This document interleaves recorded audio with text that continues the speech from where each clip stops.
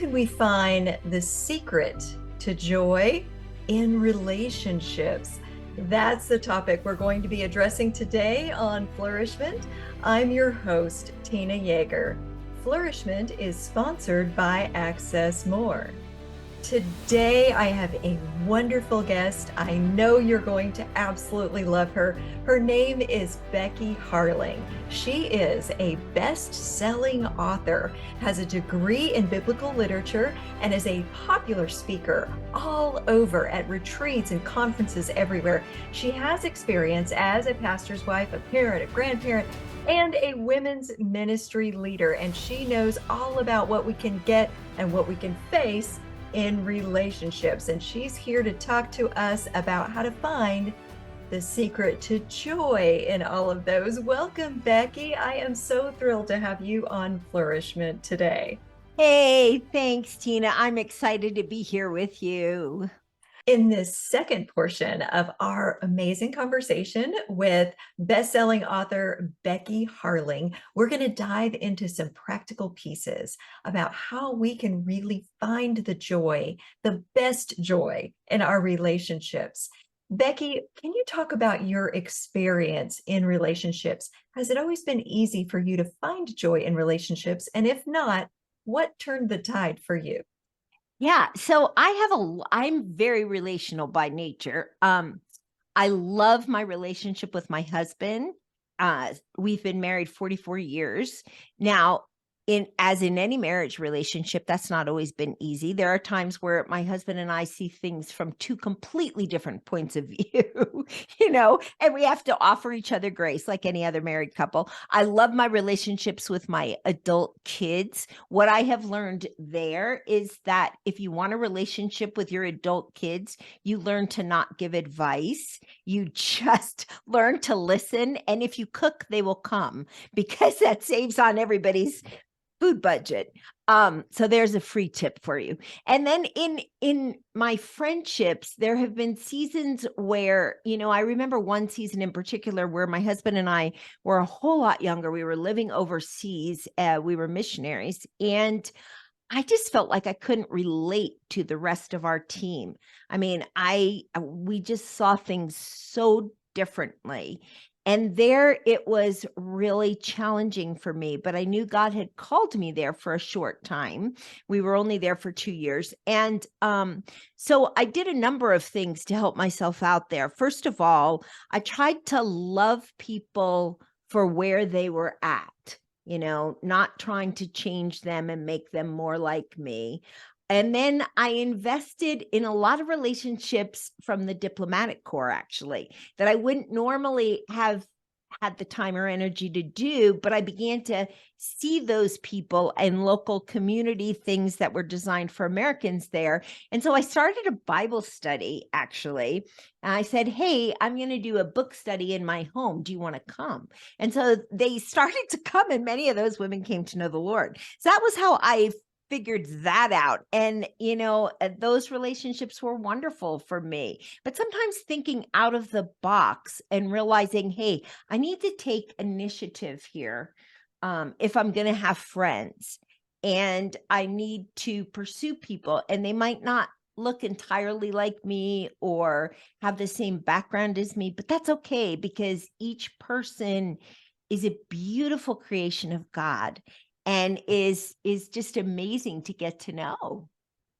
So how much of pursuing people needs to be from the right mindset and attitude?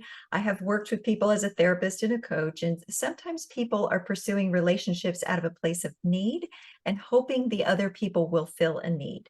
They come from a place of desperation and loneliness, and then when they begin to venture out looking for those relationships, it becomes difficult, and they're not recognizing why that's difficult. Can you talk to that a little bit?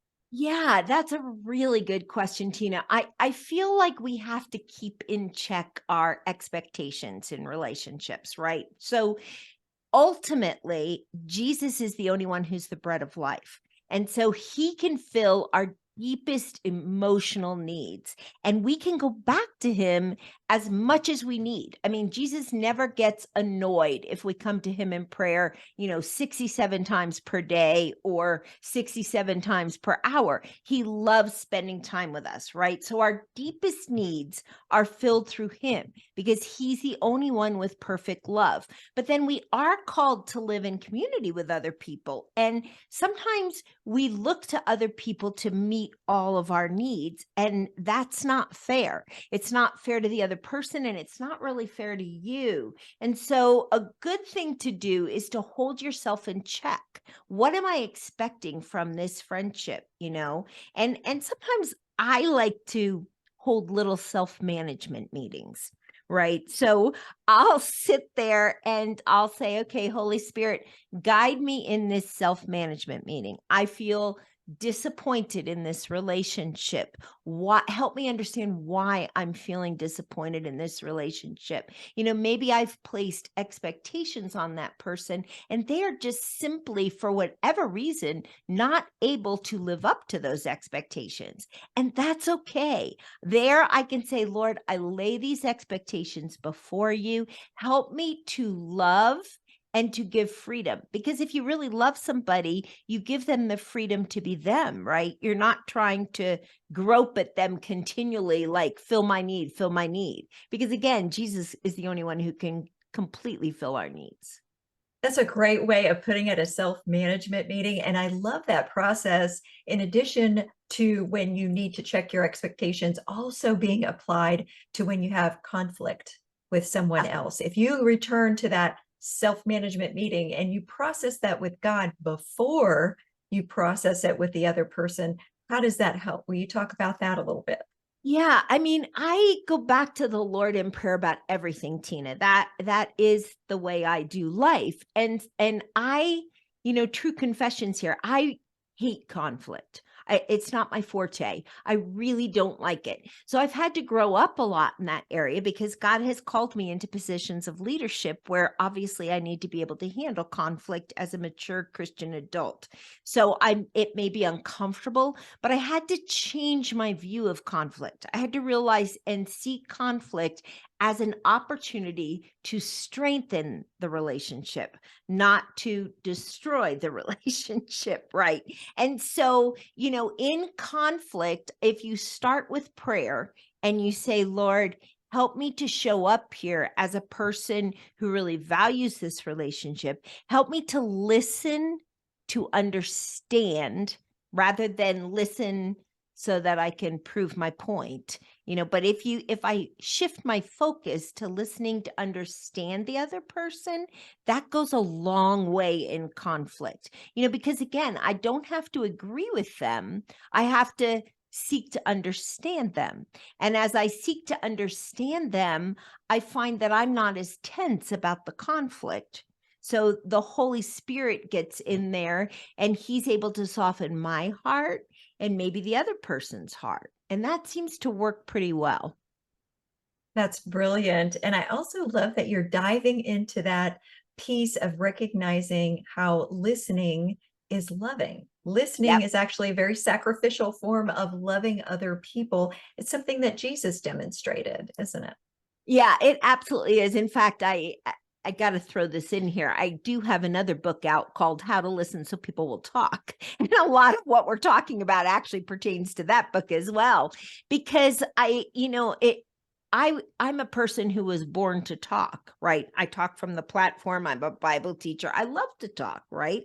But God wants to change me and make me into a person who really listens, because I think it was Dietrich Bonhoeffer that said that Christians have forgotten the ministry of listening that has been entrusted to them by the holy listener himself, who is Jesus. If you look at the way Jesus listened, we need to be listening like him. And that is one of the best ways to love another person, including our spouse, our children, our grandchildren, if you have them.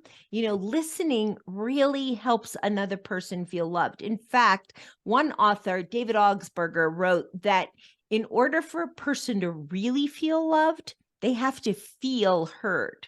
Not, yeah, I hear you, but they have to really feel heard. And that translates into love. And what you're listening for is important too. It's not just listening for facts or listening for voice tone. The ways that we're programmed humanly to listen is to listen for the points, the details, watch the body language, and look for a threat. But instead, if we listen from the Holy Spirit, we listen from our soul, and we listen to the person's heart. What are the vulnerable emotions that are underneath that anger? All of those things. Can you talk about how we can shift from that natural human response to listening, where we're listening from a position of defending ourselves and what we're going to say next, to listening to those vulnerable pieces in that person that need to be responded to?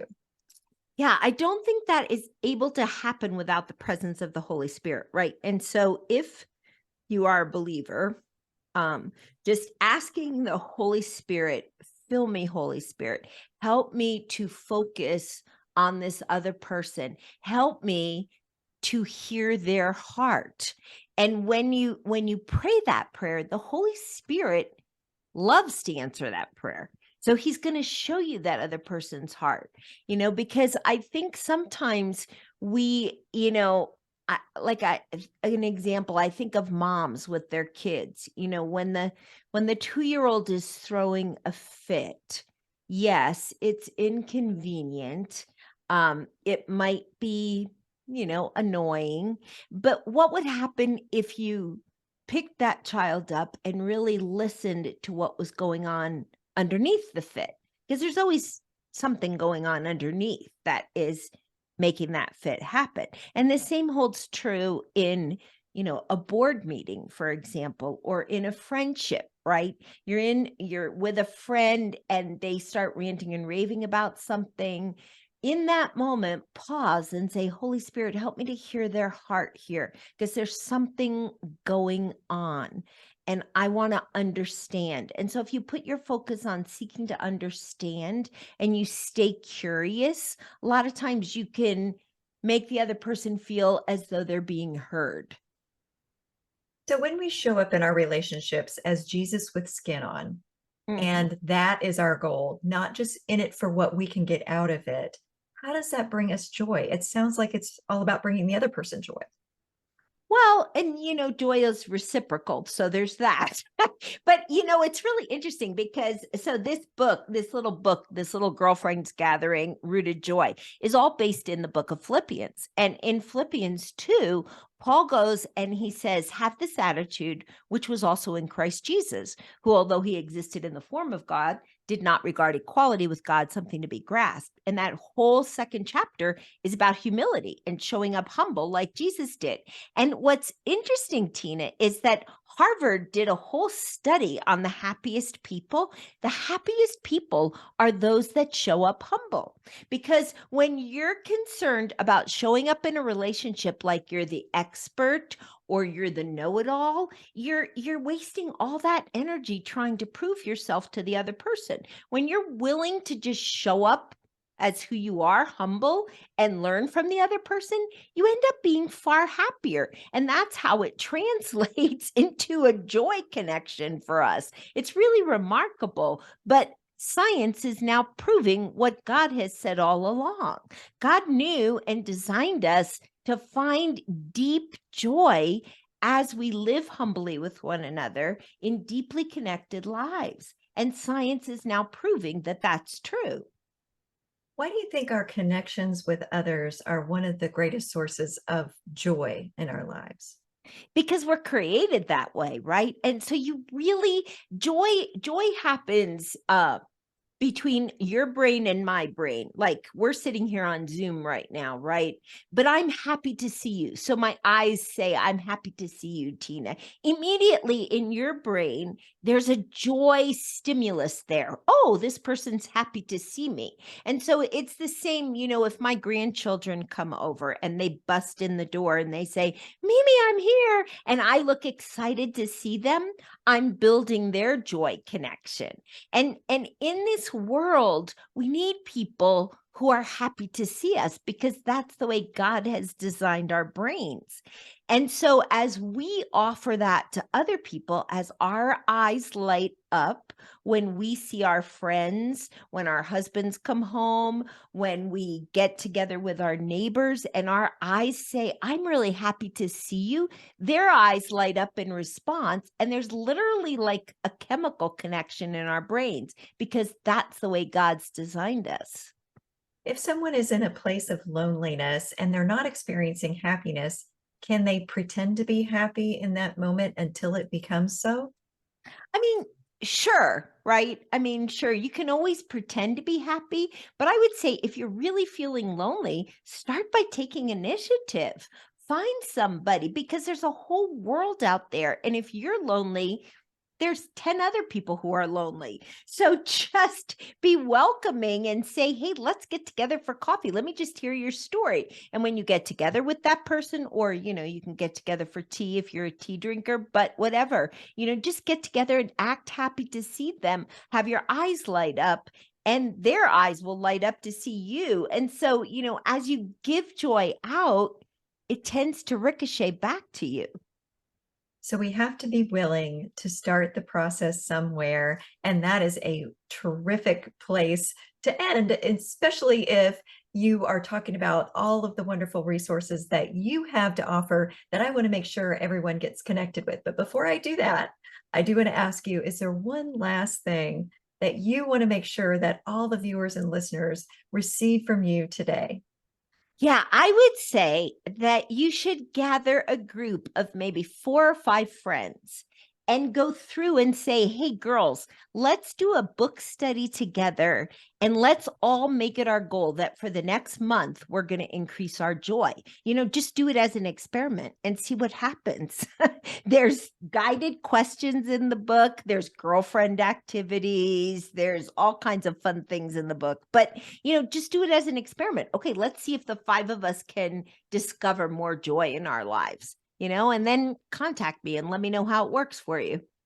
That is fantastic. I love the idea of embarking on a joy discovery adventure with a few people that you can grab hold of wherever they might be. So, how can people get in contact with you to let you know how that's going? Yeah. So you can always email me at Becky@BeckyHarling.com. Find me on my website. Definitely order the book, Rooted Joy. You can find it wherever Christian books are sold. If you get it through the publisher, which is Iron Stream Media, there are 4 10-minute videos that go along with the material that it was really fun for me. I was able to record those here in my own home with some of my girlfriends. And so that was a whole lot of fun. But yeah, definitely get in touch with me because I love to stay in touch with my readers. I hope that all of you listening were inspired to embark on your own joy discovery journeys. And of course, I also hope that you come back for the next episode of Flourishment. Flourish-Meant is part of the Spark Media Network and can be found on the Edify app.